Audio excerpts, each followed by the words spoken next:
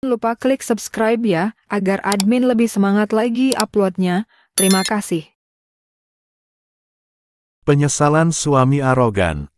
Bab 14. Sekali saja kamu menyakiti istriku, aku akan ledakkan kepalamu, Nadim. Ancam Haikal yang sudah mengarahkan moncong pistolnya ke kepala Tuan Nadim. Ucapan Haikal barusan mampu menghangatkan lagi hati Davia yang tadi sudah membeku. Rasa dilindungi oleh pria yang sangat ia cintai berubah menjadi respons semangat yang lebih dikenal dengan kata bahagia.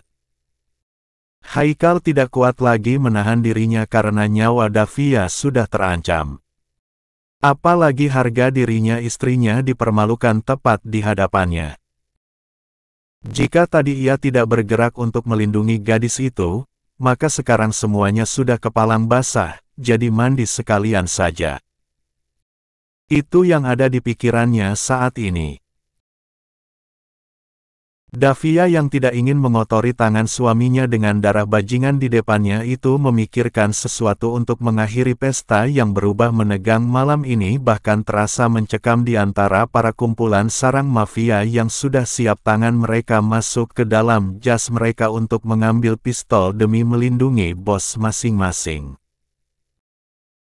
Para wanita nampak bersatu di sisi kolam sementara Reno sudah siap dengan pistolnya untuk berjaga-jaga seandainya ada yang melukai Davia maupun Haikal. Wira yang tidak ingin ketinggalan menatap anak buahnya untuk bersiaga jika terjadi pertumpahan darah malam ini. Turunkan senjatamu di depan wajah istriku itu, idiot.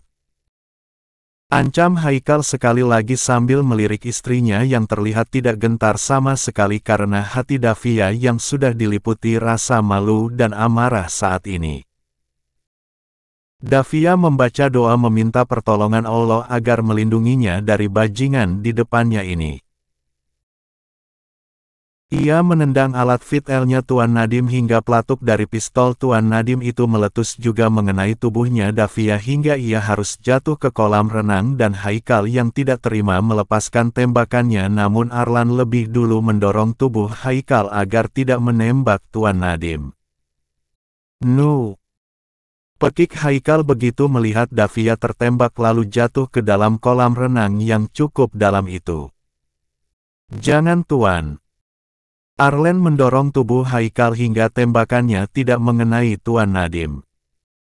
Wira yang melihat Davia tenggelam di dalam kolam renang yang airnya sudah berubah warna merah dari darah milik Davia, berlari menuju kolam. "Davia!" teriak Wira yang ingin menyelamatkan gadis itu, tapi Haikal lebih dulu loncat ke dalam kolam renang untuk menyelamatkan istrinya. Haikal menyelam menjangkau tubuh istrinya yang sudah tenggelam ke dasar kolam. Ia buru-buru mengangkat tubuh Davia agar istrinya tidak kebanyakan meminum air kolam renang itu. Ia segera membawa tubuh istrinya ke atas. Setibanya ke atas Reno, Wira dan Arlan sudah siap menyambut tubuh istrinya Haikal itu. Ketiganya sangat terkejut saat melihat wajah cantik Davia yang sudah tidak tertutup lagi cadarnya. "Masya Allah, cantiknya," puji Wira tanpa sadar, apalagi Reno yang hanya tercengang menatap wajah cantik Davia yang sangat mulus tanpa polesan apapun. "Astaga! Apakah ini bidadari?" batin Reno. Pria tampan ini sempat-sempatnya memperhatikan tonjolan besar di bagian dada Davia yang membuat jantungnya berdegup kencang. "Jangan melihat wajah istriku bodoh!" bentak Haikal terdengar sangat posesif saat ini karena ia tidak ingin berbagi wajah istrinya dinikmati oleh orang lain. Arlan segera membuka jasnya untuk menutup wajahnya Davia saat digendong oleh Haikal menuju mobil untuk dibawa ke rumah sakit. "Nabiloa, bertahanlah sayang. Jangan tinggalkan aku lagi atau kita akan mati bersama," ucap Haikal sambil menangis. Saat Haikal sibuk menangisi istrinya, justru Arlen sibuk menghubungi butik busana muslim untuk mengirim pakaian syar'i dengan cadarnya untuk Davia karena gadis itu pasti menolak pakai baju pasien rumah sakit. Arlen yang memang sudah terlatih untuk bisa membaca situasi saat ini selalu sigap bertindak tanpa disuruh oleh bosnya. Walaupun begitu, ia juga menjadi tempat pelampiasan Haikal jika pria itu sedang diliputi masalah berat seperti saat ini. Apakah kamu tidak bisa membawa mobil lebih cepat? Hah? Bentak Haikal pada Arlen yang sudah menambah kecepatan mobilnya hingga 150 km per jam. Ini sudah kencang, bos. Kalau tambah lagi bukan sampai rumah sakit tapi langsung masuk kubur, sahut Arlen ikut senewan saat ini. Tidak lama kemudian, mobil itu sudah memasuki di depan ruang IGD yang langsung disambut oleh dokter karena sudah dihubungi Wira untuk memberikan pelayanan terbaik mereka pada Davia. Wira, Reno dan Nadine ikut menyusul ke rumah sakit untuk mengetahui keadaan Davia. Ketiganya masih syok saat mengetahui Davia adalah istrinya Haikal. Reno yang sedari tadi terus membayangi wajah cantik Davia apalagi dada sekang itu terus membuat si burung perkutut miliknya masih saja membengkak. Sial! Kenapa aku harus melihat wajah cantik gadis itu? Batin Reno yang tersiksa sendiri dengan imajinasi liarnya saat ini. Aku tidak bisa habis pikir dengan Mbak Davia. Kenapa dia bisa lari dari Mas Haikal? Dan kita tidak tahu kalau dua adalah istrinya Mas Haikal. Pantas saja, saat Mami menyebutkan nama Mas Haikal ia hampir memotong jarinya sendiri. Kenapa Mas Haikal begitu bodoh menyia-nyiakan istrinya yang cantik seperti bidadari dan sejenius seperti Mbak Davia itu, sesal Nadine. Jika Nadine bisa mengeluh tentang pasangan dramatis malam ini, lain halnya dengan Wira yang merasa kehilangan sosok wanita yang sudah membuatnya jatuh cinta. Pria tampan ini memang sulit untuk mencurahkan perasaannya pada saudaranya. Ia lebih memilih untuk menyimpan perasaannya sendiri. Setibanya di rumah sakit mereka hanya menemukan dua pria tampan yang terlihat hanyut dalam pikiran mereka masing-masing. Saat ini Davia sedang menjalani operasi pengangkatan peluru yang bersarang di perutnya. Haikal meminta dokter untuk menutupi bekas luka tembak itu seperti kulit semula agar Davia tidak malu dengan bekas luka tembak itu saat bersamanya nanti. Haikal melirik Arlan yang sedang memegang paperback. Apa itu? Busana muslim untuk Nona Davia, Tuan.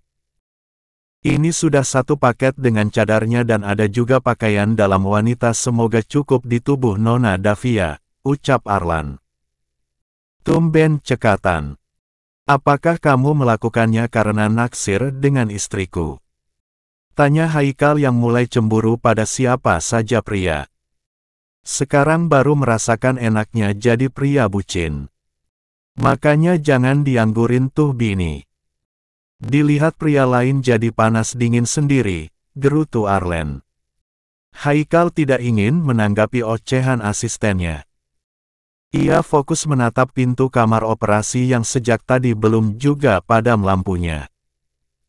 Kenapa mereka lama sekali? Keluh Haikal kembali berdiri sambil mengusap lehernya yang terasa sangat kaku. Sementara itu, ketiga saudara Wira, Reno dan Nadine tidak kalah cemasnya dengan Haikal. Haikal menghampiri Wira dan menanyakan ayah dari Faisal itu. Apakah istriku selama ini menjadi pelayan di rumahmu? Apakah kamu tidak pernah menyelidiki istriku Davia? Apakah kalian tidak tahu kalau dia adalah istriku? Kesal Haikal menatap tajam mata Wira yang terlihat tenang saat ini. Jika kami tahu dia istrimu, sudah sejak lama kami akan mengembalikan dia padamu. Istrimu sudah berhasil menipu kami semua karena dia benar-benar menutupi dirinya, bahkan kami tidak diperbolehkan melihat identitas pribadinya kecuali Mami yang sempat melihat KTP-nya yang masih menggunakan alamat kampung dan kami pikir dia dari kampung, ujar Wira yang tidak ingin disalahkan oleh Haikal. Dan kamu Reno, apakah kamu tidak tahu sama sekali Davia adalah istriku? Tanya Haikal. Jika aku tahu Davia itu istrimu, aku akan membawa kabur dirinya darimu. Apalagi aku sudah melihat wajahnya secantik itu, aku tidak akan menyia-nyiakan dia seperti pria bodoh sepertimu, ujar Reno sinis. Kau. Haikal makin kesal melihat wajah Reno yang terus saja menatapnya sinis. Mas Haikal, tidak usah berdebat seperti pria bucin. Jika Mbak Davia mau, mungkin dia bisa menduakan hatinya saat jauh dari Mas Haikal. Mbak Davia itu cinta mati sama Mas Haikal, tutur Nadine. Pintu kamar operasi itu dibuka. Wajah dokter terlihat murung membuat darah Haikal seakan terhisap keluar. Begitu pula Wira dan Reno yang sama-sama jatuh cinta pada wanita itu. Nadine terisak duluan karena sangat takut jika Davia tidak selamat. Ya Allah, jangan engkau ambil Mbak Davia dari kami. Pinta Nadine yang sudah menganggap Davia seperti kakak kandungnya sendiri. Wira memeluk adiknya itu dan membenamkan wajahnya Nadine di dadanya. Tenanglah Nadine, Davia akan baik-baik saja, ucapnya dengan suara bergetar karena ia sendiri juga takut. Dokter, bagaimana kondisi istri saya dokter? Tanya Haikal dengan suara lirih. Kami berhasil mengangkat proyektil dari tubuhnya. Hanya saja.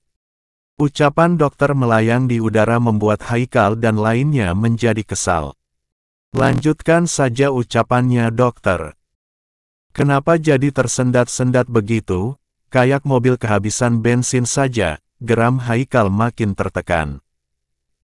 Dan mungkin saja, Nona Davia tidak bisa hamil, Tuan. Andai pun bisa hamil, kemungkinan harapan itu sangat kecil, ucap Dr. Nella. Lalu apa solusinya dokter? Tanya Haikal. Jangan memberitahu keadaan sebenarnya pada pasien tentang kondisi yang sebenarnya. Karena itu sangat mempengaruhi jiwanya, ucap Dr. Nella. Baik dokter. Apakah saya sudah bisa menemui istri saya? Tanya Haikal. Nanti saja kalau sudah dipindahkan di ruang rawat inap, Tuan, ucap Dr. Nella lalu kembali ke kamar operasi. Haikal menarik nafas lega walaupun hatinya diliputi kegundahan. Wira, Reno dan Nadine memilih untuk pulang usai mendapatkan kabar tentang Davia. Mereka tidak ingin mengganggu Haikal lagi karena pria ini benar-benar dilanda kemelut kehidupan yang makin bertambah berat. Andai saja aku tidak begitu takut pada para mafia sialan itu, mungkin Davia akan aman bersamaku. Harusnya aku langsung memeluknya dan membawanya pulang tanpa melukai hatinya. Sekarang sudah terjadi seperti ini, aku bisa apa? Gerutu Haikal menyalahkan dirinya sendiri saat ini.